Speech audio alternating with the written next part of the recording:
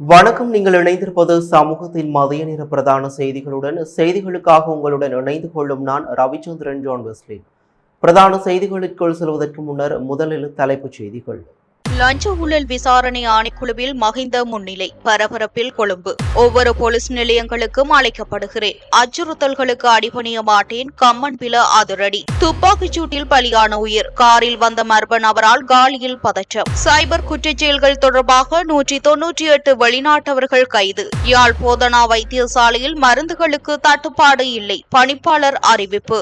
கிளிநொச்சியில் அனாதரவாக மீட்கப்பட்ட கார், போலீசார் அதிர்ச்சி தகவல். அடுத்த 48 மணத்தியாலங்கள் மிக அவதானம், கடலுக்கு செல்ல வேண்டாம், அவசர எச்சரிக்கை. வான்பாயும் 26 நீர்த்தேக்கங்கள், பாதுகாப்பான இடங்களுக்கு செல்லுமாறு அறிவுறுத்தல். தமிழின படுகொலை வாரம் ஆரம்பம், தமிழர் தேசமெங்கும் முள்ளிவாய்க்கால் கஞ்சி வழங்கி வைப்பு. அவை முதல் தலைப்புச் செய்திகள். இனி தொடர்பென விரிவான செய்திகள். Fourth Monkey Connect. முன்னாள் ஜனாதிபதி மஹிந்த ராஜபக்ஷ இன்று காலை 9:30 மணி அளவில் லஞ்ச ஊழல் விசாரணை ஆணைக்குழுவில் முன்னிலையாகியுள்ளார். 2013ஆம் ஆண்டு ஸ்ரீலங்கன் ஏர்லைன்ஸ் நிறுவனத்திற்கு விமானங்களை கொள்வனவு செய்த போது 2 மில்லியன் அமெரிக்க டாலர்கள் லஞ்சம் பெற்றதாக கூறப்படும் சம்பவம் தொடர்பில் வாக்குமூலம் வழங்குமாறு லஞ்ச ஊழல் விசாரணை ஆணைக்குழு விடுத்த அறிவித்தலுக்கு அமைவாகவே அவர் அங்கு முன்னிலையாகியுள்ளார். முன்னாள் சிவில் விமான போக்குவரத்து அமைச்சர் பிரியங்கர ஜெயரத்னவையும் லஞ்ச ஊழல் விசாரணை ஆணைக்குழுவில் முன்னிலையாகுமாறு அறிவிக்கப்பட்டுள்ளதாக தகவல்கள் தெரிவிக்கின்றன. ஸ்ரீலங்கன் ஏர்லைன்ஸ் நிறுவனத்தின் மறைந்த முன்னாள் பிரதம நிறைவேற்று அதிகாரி கபில சந்திரசேன அளித்த வாக்குமூலத்தின் அடிப்படையில் வாக்குமூலம் வழங்குவதற்காக அவர் லஞ்சம் அல்லது ஊழல் குற்றச்சாட்டுகளை விசாரிக்கும் ஆணைக்குழுவில் முன்னிலையாகியுள்ளார். VT cash and carry VT super ஸ்டோரின் கல்யாணி அன்னபூரணி பிராண்டில் அன்றாட வாழ்க்கையின் அனைத்து பொருட்களையும் ஒரே இடத்தில் பெற்றுக்கொள்ள வீட்டி கேஷ் அண்ட் கரி பாரிஸில் லாட்சப்பல். அரசாங்கத்தின் ஊழல் மோசடிகளை வெளிப்படுத்துவதால் திட்டமிட்ட வகையில் நெருக்கடிக்குள்ளாகியுள்ளேன், வாக்குமூலம் அளிக்க ஒவ்வொரு போலீஸ் நிலையங்களுக்கும் அழைக்கப்படுகிறேன் என பிவித்துரு ஹெல உரிமைய கட்சியின் தலைவரும் முன்னாள் பாராளுமன்ற உறுப்பினருமான உதய கம்மன் பில தெரிவித்தார்.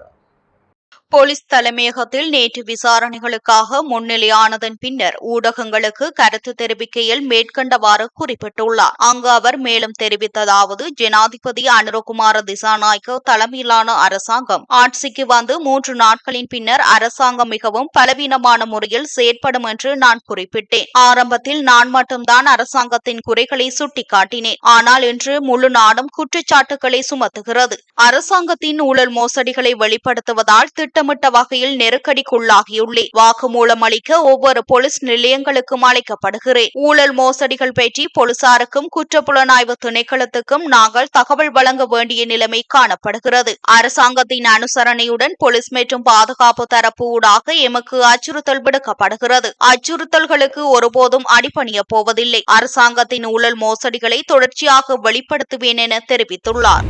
காலி தாங்கித்தெர டிக்சன் சந்தி பகுதியில் இடம்பெற்ற துப்பாக்கிச் சூட்டில் படுகாயமடைந்த நபர் உயிரிழந்துள்ளதாக தெரிவிக்கப்படுகிறது.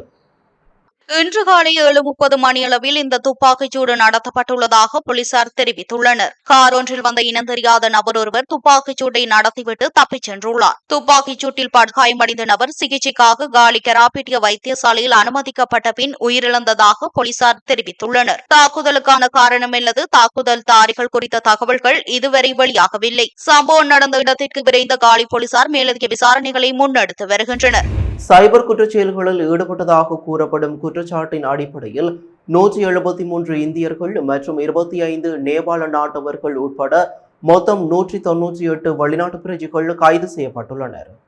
காலி, ஹிக்கடுவ மற்றும் மிடிகமு பகுதிகளில் நடத்தப்பட்ட தனித்தனி சோதனைகளின் போதே இவர்கள் கைது செய்யப்பட்டதாக போலீசார் தெரிவித்துள்ளனர். கணினி குற்றச்சாட்டத்தின் கீழ் குற்றங்கள் செய்ததாக சந்தேகத்தின் பேரில் காலியில் உள்ள கல்வடுகொட மற்றும் ஸ்ரீ சுமேத மாவட்ட பகுதிகளில் உள்ள 2 தங்கும் விடுதிகளில் தங்கியிருந்த போது கைது செய்யப்பட்ட 110 இந்திய குடிமக்களும் இதில் அடங்குவர். காலி போலீஸ் நிலையத்தைச் சேர்ந்த அதிகாரிகள் நடத்திய சோதனையின் போது இந்த கைதுகள் மேற்கொள்ளப்பட்டன. சந்தேக நபர்கள் 19 முதல் 35 வயதுக்குட்பட்டவர்கள் என அடையாளம் காணப்பட்டுள்ளனர். இந்த நடவடிக்கையின் போது சந்தேக நபர்களிடமிருந்து 58 கணனிகள் மற்றும் 79 மொபைல்கள் மீட்கப்பட்டுள்ளன. இச்சம்பவம் தொடர்பாக காலி போலீசார் மேலதிக விசாரணைகளை மேற்கொண்டு வருகின்றனர். யாழ்ப்பாணம் போதனா வைத்தியசாலையில் மருந்துகளுக்கு தட்டுப்பாடு இல்லை எனவும் வைத்திய சேவை வழக்கம் போல் நடைபெறுவதாகவும் மருந்துகள் தொடர்பில் மக்கள் அச்சமடைய தேவையில்லை என்றும் யாழ்ப்பாணம் போதனா வைத்தியசாலையின் பணிப்பாளர் தங்கமுத்து சத்தியமூர்த்தி தெரிவித்தார். கடந்த 9ஆம் தேதி யாழ்ப்பாணம் போதனா வைத்தியசாலையில் மருந்து களஞ்சியத்தில் ஏற்பட்ட தீ விபத்து தொடர்பில் கொழும்பிலிருந்து வருகை தந்த அரச பகுப்பாக திணைக்கள அதிகாரி நேற்று கள ஆய்வில் ஈடுபட்டுள்ளார். இவர்களுக்கு உதவியாக யாழ்ப்பாண தடயவியல் போலீசாரும் ஆய்வில் ஈடுபட்டுள்ளனர். இந்த தீ விபத்து தொடர்பில் யாழ்ப்பாண போதனா வைத்தியசாலை பணிப்பாளர் தங்கமுத்து சத்தியமூர்த்தி நேற்று ஊடகங்களுக்கு கருத்து தெரிவித்துள்ளார். அவர் மேலும் தெரிவிக்கையில், மருந்து களஞ்சியத்தின் அரைவாசி பகுதி முற்றாக எரிந்திருக்கின்றது.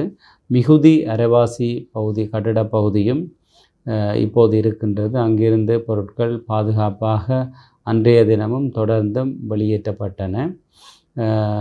அங்கு வெளியேற்றப்பட்ட மருந்துகளோடு எமது வைத்தியசாலையின் உள்ளக மருந்து களஞ்சியம் மற்றும் மருந்துகளை விநியோகிக்கும் பகுதிகளிலே இருந்த களஞ்சியங்களிலிருந்து மருந்துகள் நோயாளர்களுக்கு தொடர்ச்சியாக விநியோகிக்கப்பட்டதுடன் நேற்று அதிகாலையிலே நேற்றைய முன்தினம் அதிகாலையில் இந்த விபத்து பற்றி நாங்கள் சுகாதார அமைச்சின் உயர் அதிகாரிகளுக்கு அறிவித்திருந்தோம். உயர்மட்ட அதிகாரிகள் அனைவரும் உடனடியாக நமக்கு தேவையான ஆலோசனையும் வழங்கி நேற்று 3 லொரிகளில், அதாவது பார ஊர்திகளில் மருந்துகள் கொண்டு வரப்பட்டன. இன்றும் மேலதிகமாக 2 லொரிகளில் மருந்துகள் கொண்டு வரப்பட்டன. இந்த மருந்துகளை வைத்து நாங்கள் வைத்திய சேவையில், அதாவது மருந்து வழங்கலில் எந்தவித தடையுமின்றி நாங்கள் மருந்துகளை வழங்கியிருக்கின்றோம். இன்றும் வைத்தியசாலையில் நடைபெற்ற 25க்கும் மேற்பட்ட கிளினிக் பகுதிகளில் இருந்த 2500க்கும் மேற்பட்ட நோயாளிகளுக்கான மருந்துகள் வழமை போன்று வழங்கி வைக்கப்பட்டன. தொடர்ந்தும் நாளைய தினம் தொடர்ந்து வரும் நாட்களிலும் சில பார ஊர்திகளில் மருந்துகள் மத்திய மருந்து களஞ்சியத்திலிருந்து இங்கே எடுத்து வரப்பட இருக்கின்றது. கிளிநொச்சி போலீஸ் பிரிவிற்குட்பட்ட திருவையாறு 2ஆம் பகுதியில் சந்தேகத்திற்கிடமாக நிறுத்தி வைக்கப்பட்டிருந்த கார் ஒன்றை போலீசார் மீட்டுள்ளனர். நேற்று அதிகாலை 5 மணி முதல் இரவு 7:30 மணி வரை ஒரே இடத்தில் குறித்த வாகனம் நீண்ட நேரமாக நிறுத்தப்பட்டிருந்ததை அவதானித்த பிரதேச மக்கள் இதுகுறித்து போலீசாருக்கு தகவல் வழங்கியுள்ளனர். அதனைத் தொடர்ந்து சம்பவ இடத்திற்கு விரைந்த கிளிநொச்சி போலீசார் காரை பற்றி மேலதிக விசாரணைகளை ஆரம்பித்துள்ளனர். ஆரம்பகட்ட விசாரணைகளின் அடிப்படையில் குறித்த வாகனம் வடக்கு பகுதிக்கு கொண்டுவரப்பட்டு கொள்ளை சம்பவம் அல்லது வேறு ஏதேனும் சட்டவிரோத செயற்பாடுகளுக்கு பயன்படுத்தப்பட்டிருக்கலாம் என போலீசார் சந்தேகம் வெளியிட்டுள்ளனர். சம்பவம் தொடர்பான மேலதிக விசாரணைகளை கிளிநொச்சி போலீசார் மேற்கொண்டு வருகின்றனர். காற்றழுத்த தாழ்வு பகுதி தற்போது இலங்கைக்கு தென்கிழக்கே காணப்படுவதால் தெற்கு, கிழக்கு மற்றும் வடக்கு கடற்பகுதிகள் கொந்தளிப்பான நிலையில் காணப்படும். எனவே மீனவர்கள் கடற்பகுதிகளுக்கு செல்வதை தவிர்ப்பது சிறந்தது என யாழ்ப்பாண பல்கலைக்கழகத்தின் புவியியல் துறை பேராசிரியர் நாகமுத்து பிரதீபராஜா தெரிவித்தார். அவர் வெளியிட்ட அறிக்கையில் மேலும் தெரிவிக்கப்படுவதாவது, வங்காள விரிகுடாவில் இலங்கைக்கு தென்கிழக்கு திசையில் தற்போது காணப்படும் காற்றழுத்த தாழ்வு நிலையானது தொடர்ந்து வடக்கு, வடகிழக்கு திசையில் நகரும் என எதிர்பார்க்கப்படுகிறது. இதன் காரணமாக தற்போது வடக்கு மற்றும் கிழக்கு மாகாணங்களின் பல பகுதிகளுக்கும் அடங்கலாக இலங்கையின் பல பகுதிகளுக்கும் பரவலாக கிடைக்கும் மழை நாளை வரை தொடரும் வாய்ப்புள்ளது. ஊவா, மத்திய, வடமத்திய, மேற்கு, சப்ரகமுவ, வடமேற்கு மற்றும் தெற்கு மாகாணங்களை பொறுத்தவரை அடுத்த 48 மணித்தியாலங்கள் மிக முக்கியமானவை. இந்த மாகாணங்களில் தொடர்ச்சியாக மழை கிடைத்து வருவதாலும் பல குளங்கள் மற்றும் ஆறுகளின் வான்கதவுகள் திறந்து விடப்பட்டுள்ளதாலும் இவற்றுக்கு அண்மித்த தாழ்நில பகுதிகளில் உள்ள மக்கள் அடுத்த 48 மணித்தியாலங்கள் மிக அவதானமாக இருப்பது அவசியம். அத்தோடு மத்திய, ஊவா, சப்ரகமோ மற்றும் வடமேல் மாகாணங்களின் பல பகுதிகளுக்கும் தொடரும் கனமழை காரணமாக நிலச்சரிவு எச்சரிக்கைகள் விடப்பட்டுள்ளன. இந்த மாகாணங்களின் பல பகுதிகளுக்கும் அடுத்த 48 மணித்தியாலங்களுக்கு மழை தொடரும் வாய்ப்புள்ளதனால் இப்பகுதிகளில் உள்ள மக்கள் மிகவும் அவதானமாக இருப்பது சிறந்தது. காற்றழுத்த தாழ்வு பகுதி தற்போது இலங்கைக்கு தென்கிழக்கே காணப்படுவதால் தெற்கு, கிழக்கு மற்றும் வடக்கு கடற்பகுதிகள் கொந்தளிப்பான நிலையில் காணப்படக்கூடும். அத்தோடு கிழக்கு மற்றும் வடக்கு கடற்பிரதேசங்களில் நாளை காற்று மணிக்கு 50 தொடக்கம் 60 கிலோமீட்டர் வேகத்தில் வீசக்கூடும் என்பதனால் மீனவர்கள் எதிர்வரும் 14/5/2026 வரை வடக்கு, கிழக்கு, தெற்கு கடற்பகுதிகளுக்கு செல்வதை தவிர்ப்பது சிறந்தது என தெரிவித்துள்ளார்.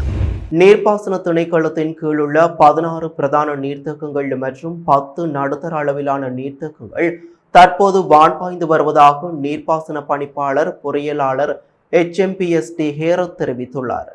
தற்போது அனுராதபுரம் ராஜாங்கனி நீர்த்தேக்கம், பதுளை சொரபொர நீர்த்தேக்கம், அம்பாந்தோட்டை வீரவில, லுணுகம் வெகரகல நீர்த்தேக்கங்கள், குருநாகல் மாகல்லமேற்றும், தெதிரோயா நீர்த்தேக்கங்கள், கண்டிமேற்றும், மாத்தலை, வாமெடில்லே, நாளந்தா நீர்த்தேக்கங்கள், மொனராகலை, அலிகொட ஆறு நீர்த்தேக்கம் என்பன வான் பாய்கின்றன. ராஜாங்கனி நீர்த்தேக்கத்தின் 12 வான்கதவுகள் திறக்கப்பட்டுள்ளன. இதனூடாக வினாடிக்கு 18,500 கன அடி நீர் வெளியேற்றப்படுகிறது. அதே நேரம் பெய்து வரும் மழை காரணமாக லுணுகம் வெகர, திசவாவி, வீரவில, யோதாவாவி மற்றும் அலிகுட ஆறு ஆகிய நீர்த்தேக்கங்கள் வான் பாய்கின்றன. லுணுகம் வெகர நீர்த்தேக்கத்தின் 6 வான்கதவுகள் திறக்கப்பட்டு வினாடிக்கு 7,100 கன அடி நீர் வெளியேற்றப்படுகிறது. இதேவேளை வெகரகல நீர்த்தேக்கத்தின் 6 வான்கதவுகள் திறக்கப்பட்டுள்ளன. வினாடிக்கு 2,400 கன அடிக்கும் அதிகமான நீர் மாணிக்க கங்கைக்கு திறந்துவிடப்பட்டுள்ளது. அங்கமுவ, போபுருவில்ல, மகாசியம்பலாங்கமுவ, சதாதிச, மாலிம்போத்த மற்றும் மரதமடு ஆகிய நீர்த்தேக்கங்களும் தற்போது வான் பாய்ந்து கொண்டிருக்கின்றன.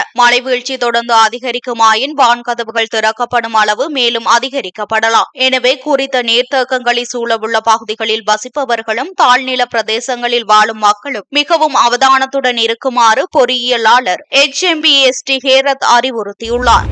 2009ஆம் ஆண்டு தமிழ் மக்கள் கொத்து கொத்தாக கொன்றொழிக்கப்பட்ட தமிழின படுகொலை வாரம் இன்று முதல் மே 18 வரை வடக்கு கிழக்கு உள்ளிட்ட தமிழர் வாழும் தேசமெங்கும் உணர்வு பூர்வமாக நினைவு கூறப்பட்டு வருகிறது. அந்த வகையில் முள்ளிவாய்க்காலில் கடந்த 2009ஆம் ஆண்டு இறுதி யுத்த காலத்தில் இலங்கை அரசின் திட்டமிட்ட தாக்குதல்கள், பொருளாதார தடைகளிட மக்களுக்கு உணவு, மருந்து என எதையுமே கிடைக்கவிடாது தடுத்து உச்சகட்ட தாக்குதல்களை நடத்திய போது மக்களின் உயிர்காக்க பல்வேறு தொண்டு நிறுவனங்கள் வழங்கிய உப்பு கஞ்சியே பலரின் உயிர்காக்கும் உணவாக மாறியிருந்தது. இதனை விடவும் இந்த கஞ்சியை பெற்றுக்கொள்ள வரிசையில் நின்றவர்கள் மீது கூட திட்டமிட்டு அரசு நடத்திய தாக்குதலில் பலர் உயிரிழந்துள்ளனர். இந்த வரலாற்று உண்மைகளை உலகுக்கு சொல்லவும், எதிர்கால சந்ததிக்கு இந்த வரலாறுகளை எடுத்து சொல்லவும் இந்த தமிழின படுகொலை வாரத்தில் முள்ளிவாய்க்கால் கஞ்சி பரிமாறும் செயற்பாடுகளும் முன்னெடுக்கப்படுகின்றன. அந்த வகையில் தமிழின படுகொலை வாரத்தின் முதல் நாளான இன்றைய தினம் முல்லைத்தீவு முள்ளியவளி சத்தி அம்மன் பகுதியில் முள்ளிவாய்க்கால் கஞ்சி பரிமாறப்பட்டுள்ளது. ஈழம் கவி முள்ளிவாய்க்கால் நினைவேந்தல் அகவத்தின் ஏற்பாட்டில் இந்த கஞ்சி பரிமாறும் நிகழ்வு நடைபெற்றது. இதன்போது கரைதுறை பற்று பிரதேச சபையின் உறுப்பினர் ஜீட்சன், கரைதுறை பற்று பிரதேச சபையின் முன்னாள் தவிசாளர் விஜிந்தன், பொது அமைப்புகளின் பிரதிநிதிகள், சமூக செயற்பாட்டாளர்கள், வர்த்தகர்கள் உள்ளிட்ட பலரும் கலந்து கொண்டு முள்ளிவாய்க்கால் கஞ்சி வழங்குகின்ற செயற்பாடுகளில் ஈடுபட்டிருந்தனர். இதேவேளை முள்ளிவாய்க்கால் இன படுகொலை வாரத்தின் முதல் நாளான இன்று கட்டைக்காட்டில் முள்ளிவாய்க்கால் கஞ்சி காய்ச்சப்பட்டு முள்ளிவாய்க்கால் இனப்படுகொலை நினைவேந்தலை ஆரம்பித்துள்ளனர். கட்டைக்காடு கிராம மக்களால் ஏற்பாடு செய்யப்பட்ட முள்ளிவாய்க்கால் கஞ்சி வழங்கும் நினைவேந்தலில் வீதியால் சென்று வரும் அனைவருக்கும் தேங்காய் சிரட்டையில் முள்ளிவாய்க்கால் கஞ்சி பரிமாற்றப்பட்டு வருகின்றது. அத்துடன் நல்லூர் பின்வீதியில் அமைந்துள்ள தியாக தீபம் திலீபனின் நினைவாலயத்திற்கு முன்பாக முள்ளிவாய்க்கால் கஞ்சி தயாரிக்கப்பட்டு வருகிறது. காணாமல் ஆக்கப்பட்டோரது உறவுகள் ஒரு பிரிவாகவும், தமிழ் தேசிய பேரவையினர் ஒரு பிரிவாகவும் இவ்வாறு முள்ளிவாய்க்கால் கஞ்சி தயாரிப்பில் ஈடுபட்டு வருகின்றனர். இதேவேளை முள்ளிவாய்க்காலில் இடம்பெற்ற வலி நிறைந்த நினைவுகளை சுமந்தவாறு முள்ளிவாய்க்கால் நினைவு ஊர்தியும் வடக்கு கிழக்கு தமிழர் தாயகம் எங்கும் பயணிக்க தயாராகி வருகின்றமை குறிப்பிடத்தக்கது. வெலிக்கடை சிறைச்சாலையில் இருந்த ஒருவர் நேற்று பிற்பகல் கட்டடம் ஒன்றில் விழுந்து உயிரிழந்துள்ளதாக சிறைச்சாலை வட்டாரங்கள் தெரிவிக்கின்றன. இவ்வாறு உயிரிழந்தவர் பாராளுமன்ற உறுப்பினர் அமரகீர்த்தி அத்துக்கூரல கொலை வழக்கு தொடர்பாக குற்றவாளியாக காணப்பட்டு தண்டனை அனுபவித்து வந்த ஒருவர் ஆவார். பஸ்யால பகுதியைச் சேர்ந்த 29 வயதுடைய ஒருவர் என இவ்வாறு உயிரிழந்துள்ளார். கட்டிடத்தில் இருந்து விழுந்ததை அடுத்து அவர் உடனடியாக வைத்தியசாலையில் அனுமதிக்கப்பட்ட போதிலும் சிகிச்சை பலனின்றி உயிரிழந்துள்ளதாக சிறைச்சாலை வட்டாரங்கள் மேலும் தெரிவிக்கின்றன. கொழும்பு நகரின் மிகச்சிறந்த முகவரிகளில் ஒரு புதிய வாழ்க்கை முறையின் அடையாளம் உருவாகிறது. Blue ocean group. இலங்கையில் வாழும் மக்களில் 84% கண் தானம் செய்வதற்கு விருப்பம் தெரிவித்துள்ளதாக சுகாதார அமைச்சு குறிப்பிட்டுள்ளது. இதன்படி தேசிய கண் வங்கி ஆரம்பிக்கப்பட்டு கடந்த 15 ஆண்டுகளில் அந்த வங்கிக்கு கிடைத்த 17,000 விழிவெண் படலங்கள் 12,000 நோயாளிகளுக்கு பொருத்தப்பட்டுள்ளதாக அந்த அமைச்சு தெரிவித்துள்ளது. மேலும் ஏனைய நாடுகளின் தேவைகள் மற்றும் கோரிக்கைகளுக்கு இணங்க 4,000 முதல் 5,000 வரையிலான விழிவெண் படலங்கள் வெளிநாடுகளுக்கு வழங்கப்பட்டுள்ளதாகவும் சுகாதார அமைச்சு சுட்டிக்காட்டியுள்ளது. சர்வதேச அளவில் அங்கீகரிக்கப்பட்ட நிறுவனமான இந்த தேசிய கண் வங்கியிடமிருந்து விழிவெண் படலங்களை பெற்றுக் கொள்வதற்கு சிங்கப்பூர், தென்னாப்பிரிக்கா உள்ளிட்ட ஆசிய நாடுகளிலிருந்து விசேட கேள்வி நிலவுவதாகவும் அந்த அமைச்சு மேலும் தெரிவித்துள்ளது. அச்சங்கம் மேற்படி விடயம் தொடர்பில் நேற்று விசேட ஊடக அறிக்கை ஒன்றை விடுத்திருந்து இதனை தெரிவித்துள்ளது.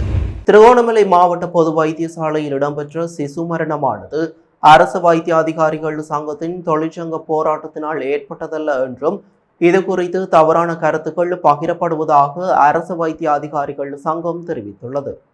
கடந்த ஏப்ரல் 9 திருகோணமலை வைத்தியசாலையின் பிரசவ அறையில் இடம்பெற்ற சிசு மரணம் தொடர்பில் செய்தி வெளியாகியுள்ளது. அரசு வைத்திய அதிகாரிகள் சங்கம் தொழிற்சங்க நடவடிக்கைகளில் ஈடுபடும் காலப்பகுதியிலும் அவசர சிகிச்சை பிரிவுகள், தீவிர சிகிச்சை பிரிவுகள் மற்றும் பிரசவ அறைகளின் செயற்பாடுகள் எவ்வித தடையுமின்றி முன்னெடுக்கப்படுவதை உறுதிப்படுத்துவதற்கான ஆலோசனைகளை தமது கிளை சங்கங்களுக்கு தொடர்ச்சியாக வழங்கி வருவதாக அதில் குறிப்பிடப்பட்டுள்ளது. குறிப்பாக மகப்பேறு வைத்தியசாலைகள், சிறுவர் வைத்தியசாலைகள், புற்றுநோய் மற்றும் சிறுநீரக சிகிச்சை நிலையங்களின் சேவைகள் எக்காரணம் கொண்டும் பாதிக்கப்படாமல் இருப்பதை சங்கம் உறுதி செய்துள்ளது. இவ்வாறான நிலையில் குறுகிய அரசியல் நோக்கங்களை முன்னிலைப்படுத்தி வைத்தியர்களின் தொழிற்சங்க போராட்டமே இந்த சோகமான சம்பவத்துக்கு காரணம் என குற்றச்சாட்டுகளை சுமத்தி வருவதாக அச்சங்கம் விசனம் தெரிவித்துள்ளது. இந்த சிசு மரணம் தொடர்பில் முறையான தொழில்நுட்ப அறிவும் அனுபவம் கொண்ட நிபுணர் குழுவை கொண்டு சுதந்திரமான மற்றும் பக்கச்சார்பற்ற விசாரணைகளை முன்னெடுக்குமாறு சுகாதார அமைச்சிடம் அரசு வைத்திய அதிகாரிகள் சங்கம் கோரிக்கை விடுத்துள்ளது.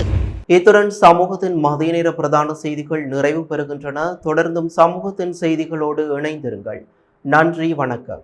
எமது RIP பேச்சுக்கு கிடைத்த மரண அறிவித்தல்கள். யாழ்ப்பாணம் அத்தியடியை புறப்படமாகவும் வதிவிடமாகவும் கொண்டிருந்த திருமதி சந்தானலட்சுமி குமாரசுவாமி அவர்கள் 11/5/2026 திங்கட்கிழமை அன்று காலமானார்.